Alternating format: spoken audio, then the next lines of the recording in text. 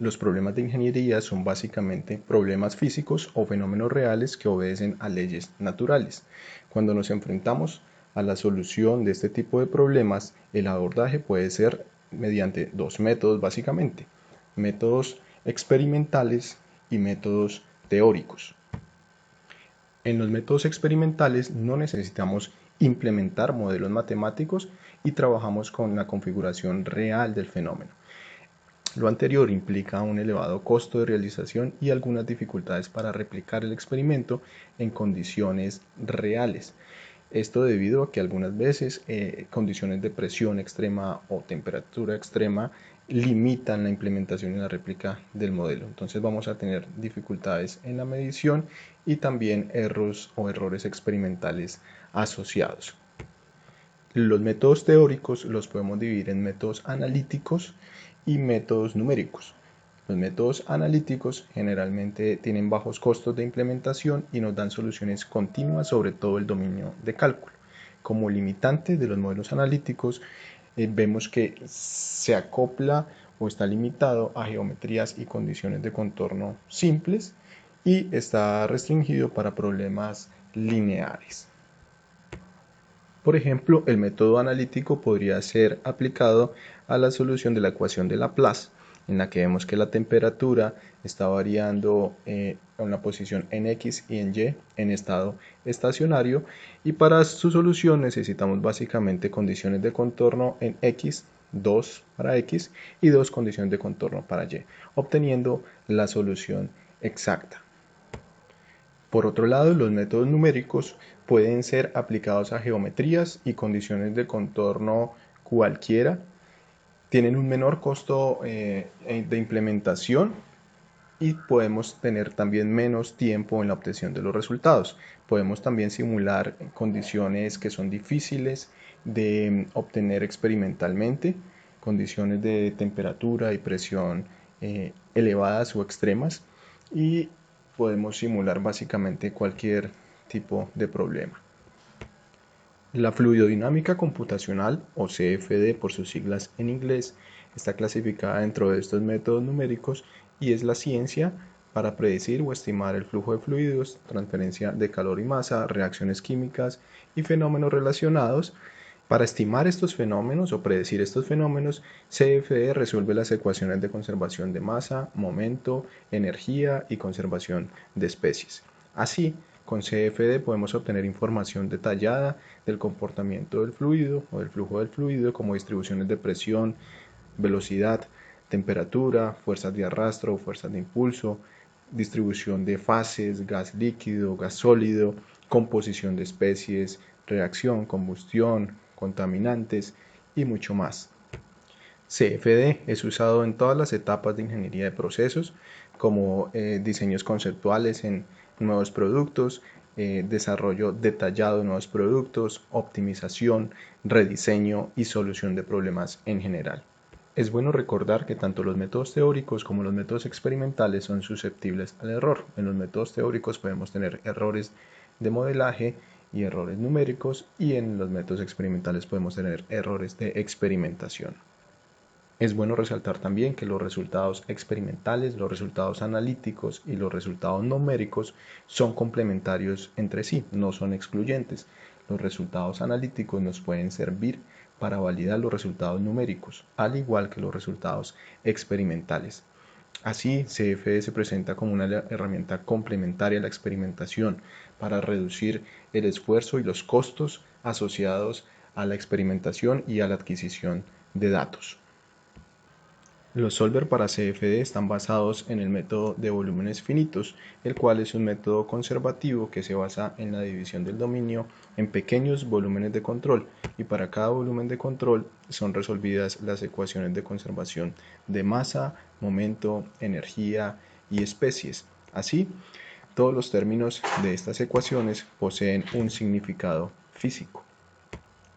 El conjunto de ecuaciones diferenciales parciales para cada volumen de control, la ecuación de continuidad, de momento en X, de momento en Y y momento en Z, así como la ecuación de energía, son discretizadas en todos sus términos, en el término transitorio, en el término convectivo, en el término difusivo y el término de generación, para resultar en un sistema algebraico de ecuaciones que puede ser resolvido por métodos iterativos.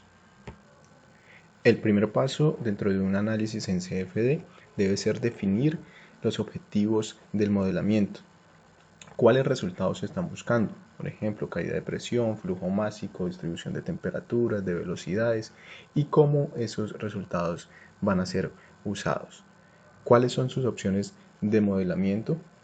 ¿Qué simplificaciones usted puede hacer? Simetría, periodicidad.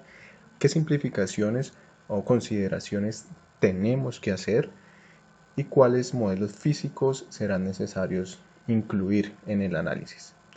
Asimismo, debemos definir qué grado de precisión requerimos y qué tan rápido necesitamos encontrar esos resultados. Así podemos definir si CFD es la herramienta apropiada o adecuada para nuestro análisis. Una vez definidos los objetivos del modelamiento, debemos identificar claramente el dominio que vamos a modelar. Esto es, definir claramente dónde comienza y dónde termina nuestro dominio computacional, si tenemos o contamos con condiciones de contorno definidas en ciertas localidades o si tenemos que ampliar nuestro dominio para asegurar contornos en los que contemos con suficiente información. Aquí también podemos definir si se puede realizar una simplificación o una aproximación a una geometría bidimensional o a un problema axisimétrico. Esto va a reducir considerablemente el número de células o de elementos en los que tenemos que resolver nuestro problema. Una vez identificado nuestro dominio de interés, procedemos a crear este dominio computacional apoyándonos de cualquier software de creación de geometrías en 3D. Aquí debemos tener y hacer uso de simplificaciones que podemos adoptar como simetría o periodicidad y debemos dejar nuestra geometría lo más limpia posible, eliminando elementos o partes que no van a afectar la solución, pero que sí pueden atrapallar o entorpecer el proceso de mallado que va a ser posterior. Durante la creación de la malla podemos hacer uso de elementos hexaédricos, tetraédricos, poliédricos o prismas para lograr captar aquellas regiones de altos gradientes de velocidad, temperatura o de la propiedad de interés, lograrlas captarlas de la mejor forma para garantizar una solución adecuada. De forma general, se puede decir que una malla refinada nos da una solución más aproximada al problema, pero del lado contrario, esto implica en mayor costo de resolución y mayor recurso computacional necesario, pues a mayor número de células o de nodos, mayor número de ecuaciones que debemos resolver. Y el tiempo de solución puede ser extremadamente largo si tenemos una malla demasiado refinada. Para lograr un punto óptimo debemos hacer un estudio de independencia de malla que nos garantiza un número de células en el que obtenemos una solución aceptable, en el que después de este número de células no vamos a obtener una variación en las propiedades de interés. Una vez tenemos creado nuestro dominio computacional y creada nuestra discretización de ese dominio computacional, es decir, una vez tenemos creada nuestra malla, procedemos a la configuración del solver o a la configuración de nuestro modelo matemático. En esta etapa vamos a definir las propiedades de los materiales con los que vamos a trabajar, si es un sólido, un fluido, un medio poroso o si es una mezcla de algunos componentes, debemos definirlo en esta etapa. Asimismo, debemos seleccionar los modelos con los que vamos a trabajar, si es solamente fluidos, si es solamente conservación de masa y momento, o si vamos a trabajar también con la ecuación de calor. Igualmente definimos si nuestro sistema es en régimen turbulento o no, si vamos a manejar combustión o sistemas multifásicos. Vamos a definir también condiciones de contorno en todos los contornos de nuestro dominio de interés, condiciones de operación prescritas. Si tenemos valores iniciales de una solución previa, los vamos a incorporar también. En esta etapa debemos también configurar los controles del solver, qué tipo de aproximación se va a hacer para cada término de las ecuaciones, para los términos difusivos y transientes, definir el esquema de discretización, y vamos a también a configurar los monitores del solver. Esto es, vamos a definir nuestros criterios de parada en la aproximación. Estos criterios de parada generalmente pueden ser un número máximo de iteraciones o un número máximo de los residuales generados en la aproximación del sistema de ecuaciones. La solución entonces puede demorar más o menos dependiendo de las características de nuestro procesador y de la configuración de la malla, de nuestra malla. Mayor número de elementos, mayor tiempo de resolución. Asimismo, va a depender de los modelos físicos que implementamos, si estamos resolviendo solo fluidos o si estamos resolviendo también la parte de transferencia de calor y conservación de especies. Finalmente, los resultados deben ser examinados para garantizar, para estar seguros de que el comportamiento físico que estamos simulando es correcto. Esto quiere decir que las leyes de conservación de masa, energía, momento y demás que estemos implementando se estén cumpliendo a cabalidad.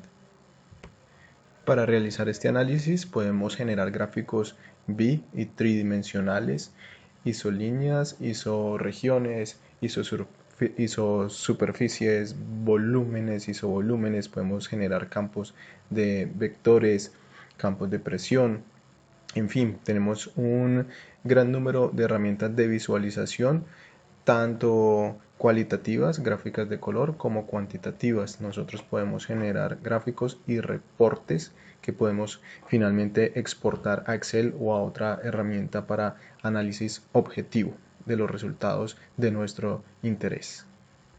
En esta última etapa también debemos considerar revisiones al modelo, es decir, preguntarnos si los modelos físicos adoptados fueron apropiados, si el flujo es turbulento, si el flujo o no, si el flujo es estacionario o no, si hay efectos de compresibilidad que se pueden despreciar o no, si hay efectos en 3 dimensiones que podemos despreciar o no.